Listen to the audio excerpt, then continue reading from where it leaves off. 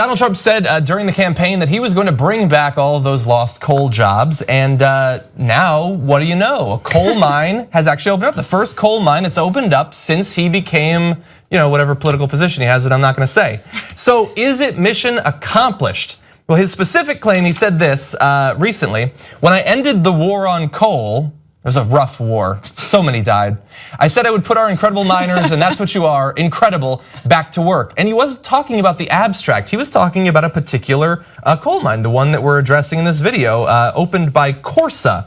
And in fact, it has opened and it has brought jobs back. Corsa executives forecast the creation of 70 to 100 jobs in the new mine, which is good for those 70 to 100 families. That is very good, but as writers at Quartz have pointed out, that's significantly fewer than the 92 jobs created by the opening of one American supermarket on average.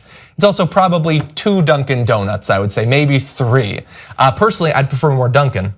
Now, also for context, those 70 to 100 jobs will be a bit of a drop in the coaly bucket of the 191,000 jobs that the mining industry has lost since 2014. Now, the mining industry is obviously larger than just coal, but I mean, you're talking about a big thing there. And let's bring up this chart. It's gonna show you the trend over time. I don't know that this mine is going to reverse that. And of course, we could get into the morality and the long-term environmental effect of if we did get back all those jobs and if we did bring all that mining back that we've apparently moved on from as an economy. But it seems like it's for his base. Many of them don't work in coal, obviously. It's got something like 50,000 jobs in the entire industry. But a lot of Americans like the idea of it. And they think America should be on coal, not stupid wussy wind and solar. So it's weird because there's like this paradox where you have Trump voters saying that they voted for him due to economic issues. They lost their jobs, things have been shipped overseas, and they really want to get their jobs back. But at the same time, they continuously hurt themselves by speaking out, or at least just being against creating jobs in renewable energy. If you look at California alone, California's largest increase in jobs has come from wind and solar, right? Like we're pretty much doing a pretty good job creating positions for people who want to work in renewable energy. And so, yeah, you see a lot of job growth in that field of work, but you don't see it with coal because coal is more expensive to produce. It's harder to produce, right?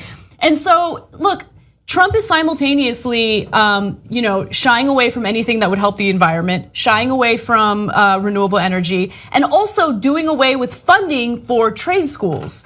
So if you did lose your job in a factory or if you did work in a coal mine, well, didn't he say during the election that he really wanted to hone in on trade schools and making sure that you get trained for another job, a better job? He's not doing that. He's doing quite the opposite. I mean, half the country is living in poverty, living paycheck to paycheck. So of course they want to hear rhetoric about saving jobs, about helping the economy. To Bernie's credit, that's why Bernie was so popular, of course.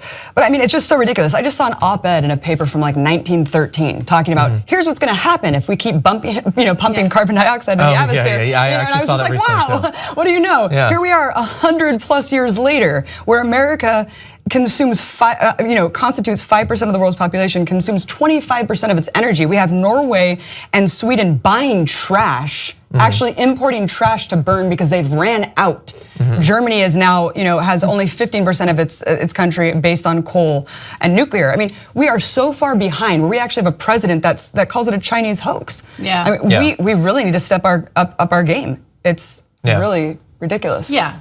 And it goes further than saving the environment, which I would argue should be the #1 priority. But if you genuinely care about job growth in America, it's not going to come from coal. It's going to come from renewable energy. Absolutely. And those jobs will come. The decision we have to make is if we want them to be American jobs or if we want them to be in India, Sri Lanka, China, and all that.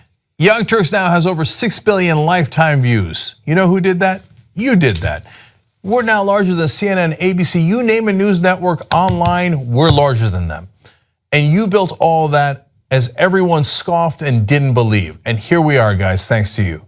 Build independent media together with us at tytnetwork.com/join.